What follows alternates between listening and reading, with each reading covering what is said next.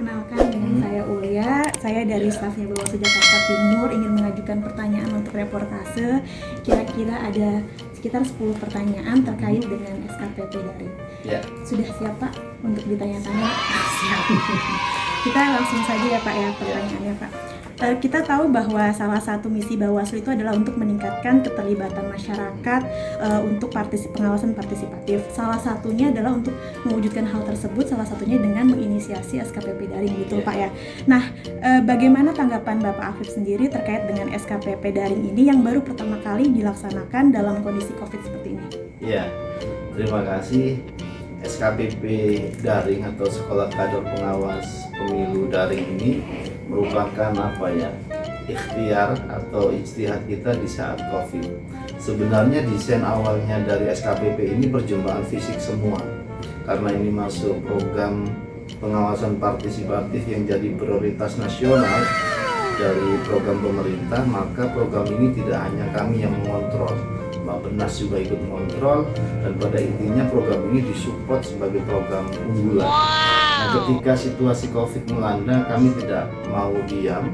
Kami malah ingin mengoptimalkan situasi ini dengan melakukan apa yang kita sebut dengan inovasi. Inovasi itu kemudian kami rumuskan dalam bentuk SKPP, Sekolah Kader Pengawas Pemilu, tapi bentuknya daring. Dan ini pertama kali kita gelar, dan alhamdulillah jumlah peminatnya itu luar biasa, hampir 20-an ribu peserta yang tertarik untuk terlibat dalam SKPP daring.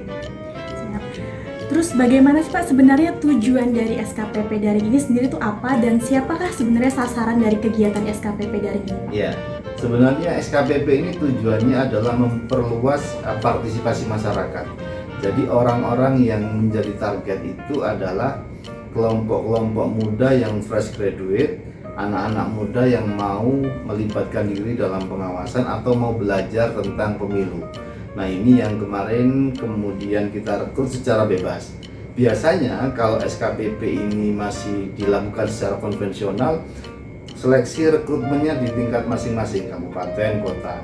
Nah, situasi ini berubah setelah model metode pendaftarannya online. Semua orang boleh melakukan, dan verifikasinya juga terbatas pada file dan draft yang dikirimkan oleh para peserta. Kemudian kita rekomendasikan ke jajaran untuk diverifikasi. Apa itu verifikasinya? Kita ingin peserta ini adalah orang-orang yang memang punya semangat untuk belajar pemilu, pengawasan pemilu, dan pendidikan politik. Oke Pak. Nah, yang kita ketahui bahwasannya SKPP daring ini SKPP yang awalnya non daring ini tadinya kan hanya di 15 provinsi betul ya Pak ya. Tapi kemudian karena daring ini jadi semua orang bisa mengikutinya. Nah, ada tidak sih Pak sebenarnya kendala yang dihadapi oleh Bawaslu RI sendiri terkait dengan SKPP yang bentuknya itu berbasis jaringan seperti ini Pak?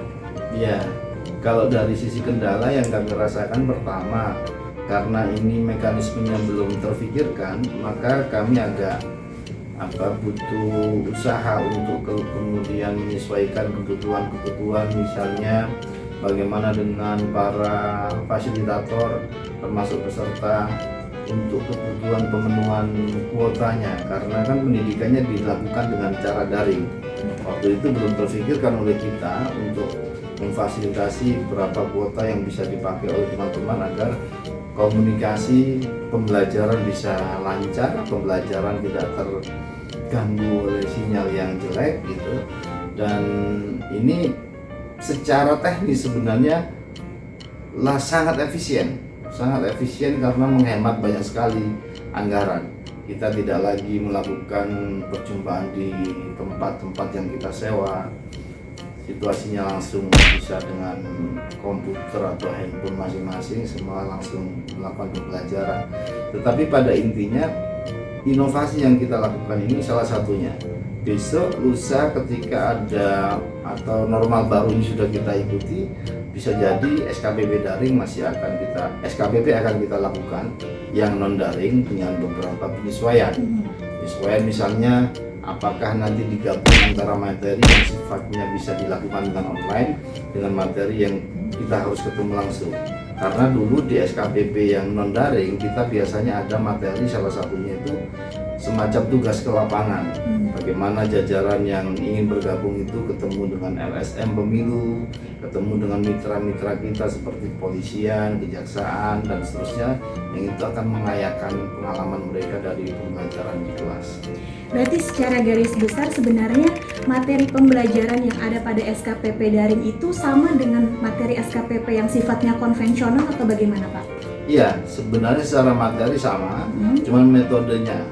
Nah, karena keterbatasan perjumpaan fisik itu juga pengurangan beberapa hal yang tadinya kita idealkan turun ke lapangan dan seterusnya itu. Ada penyesuaian-penyesuaian lah. Oke. Nah, hari ini kan kebetulan Bawaslu DKI Jakarta juga sudah mengadakan wisuda juga ya Pak, sekitar 12.000 sudah lulus, dan kemudian apakah menurut Bapak Afif sendiri ini peserta SKPP daring yang sudah lulus ini sesuai dengan harapan dan ekspektasi dari Bawaslu RI sendiri Pak? Ya, tentu kami apapun yang terjadi ya, karena ini inovasi pertama, bagi kami yang paling penting adalah kita tidak berhenti untuk bergerak mengikhtiarkan hal baik. Kalau ada kurangnya itu bagian dari pembelajaran untuk kita kembangkan. Dan yang paling penting ini inisiasi dan kemauan yang sifatnya voluntarisme dari teman-teman yang ikut, yang sampai 20 ribuan peserta di awal itu, terkoreksi yang lolos 12 ribuan itu, kita harus pahami sebagai bentuk kesukarelawanan mereka mau mengikuti pembelajaran pelatihan yang kita lakukan. Artinya dari sisi nilai sukarelawannya itu, ini hal positif. Masih ada orang yang mau melibatkan diri dalam kerja-kerja yang sangat luhur nilainya, kerja-kerja untuk mengawasi pemilu, kerja-kerja untuk melakukan pendidikan pemilih. Jadi kalau kita lihat dari sisi capaian, tentu kami merasa ini harus terus dikembangkan. Pada saat yang sama kami senang karena masih banyak keinginan orang untuk menjaga kualitas pemilu ini, kemauan orang untuk mau belajar, terutama dari kalangan anak muda yang baru lulus kuliah, mengekspresikan keinginannya, ingin tahu lebih banyak soal pemilu, pengawasan pemilu, dan seterusnya. Iya Pak. Nah, komentar Bapak Afif sendiri terkait dengan banyaknya atau sebegitu antusiasmenya dan terlebih pada yang di DKI Jakarta ini gimana Pak? Kita akan lebih fokus pada DKI Jakarta dulu Pak, karena kita buletinnya memang Jakarta Timur gitu Pak.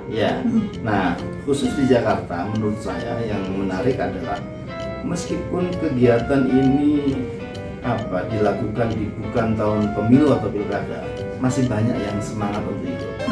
Apalagi Jakarta ini kan menjadi barometer di semua, kalau sedang pilgub rasanya kayak sedang gelaran pilpres. Jadi peningkatan atau pelibatan masyarakat itu tidak ansih dalam fase tahapan pilkada atau pemilu. Dan ini sebenarnya cara kita melakukan pendidikan pemilih yang harusnya kontinu, tidak hanya berdasar siklus pemilu saja.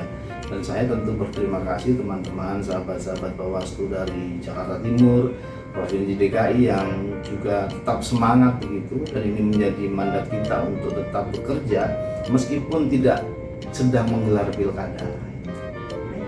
Nah, teman-teman yang sudah lulus di SKPP daring ini kan mereka mendapatkan sertifikat dan kemudian mereka mendapatkan gelar sebagai kader pengawas begitu ya Pak ya, atau relawan pengawas pemilu gitu. Nah, kemudian tindak lanjut dari Bawaslu RI sendiri terkait dengan yang sudah lulus ini bagaimana Pak? Pertama, sebagai aktor individu mereka pasti kita harapkan menjadi aktor-aktor demokrasi lah. Orang-orang yang secara pengetahuan sudah tahu banyak hal tentang pemilu, mau melakukan pengawasan pemilu dan seterusnya. Pada level yang paling teknis mereka bisa eksperimen, bisa melakukan kerja-kerja partisipatif di mana saja, bisa di Bawaslu. Tentu ini menjadi prioritas kami, misalnya ketika verifikasi faktual ini di beberapa daerah saya ketemu dengan para alumni sekolah kader pengawas yang mereka juga terlibat gitu. Apakah dilibatkan sebagai tenaga yang membantu proses pengawasan, maupun nanti dengan lembaganya masing-masing menjadi jaringan kita. Jadi kan ini internalisasi nilai terhadap masing-masing aktor itu satu. Kemudian Kalau aktor-aktor ini sudah mempunyai pengetahuan yang cukup, maka sinergi itu menjadi lebih tampak. Misalnya si A ini ketua dari organisasi kepemudaan, kalau dia punya nilai-nilai kepemiluan yang cukup, maka akan enak untuk kemudian mengajak kerjasama lembaga yang dipimpinnya. Jadi perspektif ini yang harus kita semakin luaskan, bahwa beban pendidikan pemilih itu tidak hanya kepada atau dibebankan kepada KPU Bawaslu, tidak hanya dibebankan kepada pemerintah, tapi juga kita bisa langsung berbagi dengan peran-peran yang bisa dilakukan oleh masyarakat. Jadi aktor-aktor atau kader pengawas itu punya perspektif, punya cara pandang, punya pengetahuan bagaimana sih pemilu yang baik, bagaimana pengawasan yang baik, apa sih yang disebut dengan pelanggaran itu, apa saja yang dilanggar, dan seterusnya. Menurut Pak Afif sendiri nih, bagaimana sebaiknya Bawaslu Kota Jakarta Timur ini untuk memaintain dalam arti kadernya, kader pengawasan yang sudah terbentuk di Jakarta Timur ini, bagaimana caranya Pak? Karena kan ada statement bahwasannya kita memang mengikuti kearifan lokal seperti itu kan Pak ya. Itu bagaimana tanggapan Bapak? Ada masukan kan Pak? Jakarta Timur ini kan daerah yang pastinya penduduknya besar dan beragam, banyak apartemen, banyak pendatang, dan ini menjadi masalah klasik dalam setiap gelaran pemilu dan pilkada di Jakarta. Nah, kita bisa mengajak teman-teman yang sudah menjadi kader pengawas itu untuk kemudian menjadi partner kita lah. Misalnya secara periodik dibikin forum diskusi dengan para kader yang menjadi alumni SKPP tersebut untuk bersama-sama mendiskusikan banyak hal. Misalnya terkait dengan pemutakhiran daftar pemilih berkelanjutan yang menjadi amanat undang-undang. Nah, itu kita bisa misalnya melibatkan mereka dalam peran-peran yang bisa dilakukan. Kalau mereka masih muda tentu, atau menjadi pemilih pertama, tentu ini juga akan menjadi pengalaman yang luar biasa. Yang lain saya kira sinergi dengan lembaga-lembaga pemilu yang lain. Jadi kan tidak hanya dengan Bawaslu. Ketika orang-orang itu sudah punya perspektif sebagai individu yang punya pengetahuan soal kepemiluan, ini akan enak ngajak diskusinya nyambung. Pada yang saat yang sama, kalau dia sudah punya perspektif yang menyeluruh soal pemilu, akan sangat membantu kita untuk menerjemahkan internalisasi nilai-nilai pengawasan seperti apa, sehingga ke depan ketika tahapan pilkada atau pemilu sudah dekat, kita akan sudah banyak kawan. Jadi semua menjadi mata, semua menjadi telinga, semua menjadi kawan, sehingga beban di penyelenggara bisa lebih ringan karena semakin banyak masyarakat terdidik, semakin banyak kader pengawasan. Pak, ini aku mau menanyakan soal ada nggak sih Pak sebenarnya hal-hal unik yang terjadi di Indonesia? Kalau tadi kan kita berbicara soal Jakarta, khususnya Jakarta Timur, adakah hal-hal unik yang terjadi selama SKPP daring ini yang di Indonesia yang Bapak ketahui, baik itu pesertanya atau fasilitatornya, ada tidak Pak? Ada juga yang bisa ceritakan berpikir misalnya dia sudah bekerja meskipun belum tetap kelihatannya. Jadi ketika ada peluang SKPP daring ini mendaftar, kemudian setelah tahu isinya ada yang kirain langsung dapat pekerjaan. Jadi ya ini motivasi yang tidak bisa kita halangi untuk masing-masing individu. Tapi pada prinsipnya kita harus membiasakan, kita harus menumbuhkan, kita harus menjaga semangat kesukarelawanan. Yang ini bagian dari penguat demokrasi kita. Jadi sebagian cara kita untuk memelihara kualitas demokrasi kita, jiwa-jiwa sukarela yang ada dalam masyarakat kita, dan itu sangat luar biasa, itu harus kita jaga, kita pelihara. Nah, sekolah kader ini bagian dari upaya untuk itu. Sebelum banyak webinar, sebelum banyak diskusi daring, SKPP ini sudah lebih duluan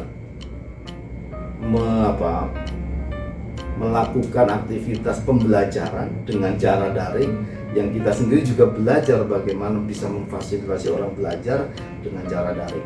Ada juga orang-orang yang ketika sudah mendaftar kemudian harapan dia tidak seperti yang dia pikirkan.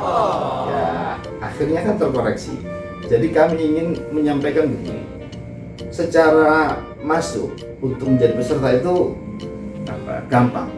misalkan prinsip-prinsip dasarnya lah ini itu. Tapi kemudian untuk keluarnya kita punya standar kompetensi, meskipun ini sukarela, tapi standar kompetensi itu untuk mengukur tingkat pengetahuan dan lain-lain yang sudah kita rumuskan dalam penilaian. Maka 12.000 orang dari 20.000 se-Indonesia atau 22-an itu ya menurut saya kabar baik karena masih di atas 50%. Ini merupakan kerja-kerja inisiatif murah dibandingkan dengan sekolah-sekolah kader yang non-daring, tapi bisa berdampak menghasilkan lulusan atau kader penggerak, kader pengawas yang sebanyak itu dalam waktu yang sangat cepat di saat pandemi. Baik, Pak. Nah, kemudian untuk evaluasinya sendiri Pak, bagaimana Bawaslu RI kemudian mengevaluasi kegiatan SKPP daring ini? Apakah kemudian nanti akan ada peningkatan sistem atau bagaimana Pak? Mungkin ada tanggapan? Pertama dari sisi yang sedang kita upayakan, SKPP yang bentuknya non-daring akan dilakukan, tetapi dengan penyesuaian dengan protokol kesehatan jika memungkinkan.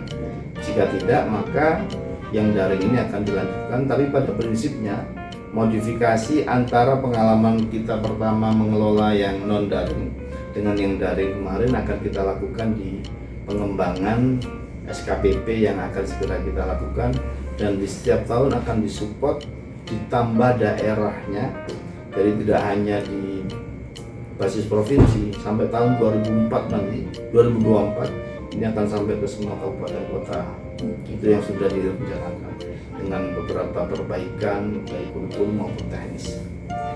Kemudian Pak, kita tahu bahwasanya Pak Afif sendiri belum lama ini baru mengeluarkan buku yang berjudul Membumikan Pengawasan Pemilu, dan kemudian inti dari buku itu kan kemudian terkait dengan seberapa pentingnya lembaga pemilu itu dibutuhkan. Bila dikaitkan dengan kader SKPP itu apa Pak kira-kira? Ya kalau ada satu tulisan di situ soal SKPP tapi bukan daring, maka sebelum buku itu diterbitkan saya ragu. Ini yang daring sebenarnya malah yang menarik. Inilah makna penerjemahan dari membumikan itu. Memudahkan bagaimana orang semua tahu pengawasan, salah satunya dengan merekrut kader dan seterusnya, melakukan inovasi. Jadi ya nilai pengawasan, nilai bagaimana kita punya perspektif pencegahan, penindakan itu semakin banyak orang tahu, itu semangatnya. Semakin banyak orang tahu, semakin maksimal pencegahan kita pahami sebagai usaha yang paling maksimal. Pada saat yang sama nanti kalau masih ada pelanggaran, maka penindakan juga harus tegas. Jadi semangatnya itu semangat membumikan, mendekatkan antara lembaga seperti Bawaslu dengan masyarakat, menyatukan. Bawaslu ini kan menurut saya dalam konteks dengan masyarakat itu katalisator, penghubung pelayan ya yang bersama-sama, bukan entitas yang berdiri sendiri. Jadi Bawaslu ini sejatinya menyatu. Makanya kalau kita mau melakukan pengawasan bersama rakyat itu harusnya kebersatuan, bukan hanya Bawaslu sendiri. Kita harus bersatu dengan masyarakat. Inisiasi untuk memperbanyak orang tahu Bawaslu dan seterusnya itu salah satunya dilakukan dengan KPP daring. Menarik Pak. Pertanyaan terakhir nih Pak untuk Pak Afif. Pesan apa yang kemudian ingin Bapak sampaikan kepada kader pengawas partisipatif untuk Indonesia yang lebih berdemokrasi begitu Pak? Ada yang disampaikan? Pesan saya terhadap para kader pengawas yang baru diwisuda di Jakarta, khususnya di Jakarta Timur, saya ingin menyampaikan bahwa bisa jadi ini pengalaman pertama dan satu-satunya di Indonesia metode pembelajaran SKPP ini di saat pandemi. Karena sahabat-sahabat kita peserta itu kan tidak akan mengulangi lagi proses pembelajaran di saat wabah seperti sekarang ini. Jadi pengalaman bagaimana mereka mendapatkan ilmu pengetahuan soal pengawasan pemilu lewat daring di situasi COVID, itu yang pertama. Jadi akan menjadi cerita yang susah dilupakan karena pengalaman pertama. Kedua, semangat untuk berkolaborasi dengan Bawaslu, dengan kelompok lainnya itu bagian dari apa yang kita ikhtiarkan untuk menerjemahkan apa yang kita sebut dengan bahwa pemilu itu harus tetap dijaga, disehatkan. Demokrasi itu tidak ansih urusan prosedur, tapi juga urusan substansi. Maka nilai-nilai itu menjadi penting. Apa yang menjadi pengetahuan sahabat-sahabat kader pengawas ini harus menginternalisasi, menjiwai, membumi. Kalau ada orang mau melakukan pelanggaran karena kita sudah tahu di situ ada fungsi pencegahan yang bisa kita lakukan, maka kita harapkan mereka jadi aktor-aktor pencegahan, orang yang berani mengingatkan. Toh mengingatkan itu bagian dari usaha kita untuk mengantisipasi kejahatan, mengantisipasi pelanggaran. Dan pada saat yang sama saya kira berharapnya ilmu pengetahuan tentang pengawasan dan seterusnya itu bermanfaat, dan saya yakin pasti bermanfaat. Sebagai pengetahuan akan lebih bermanfaat kalau menunjang aktivitas kerjaan yang sifatnya berhubungan dengan isu pemilu. Terima kasih Pak Afif untuk kesediaan waktunya di wawancara. Mohon maaf bila ada kesalahan kata dalam wawancara. Terima kasih. Iya.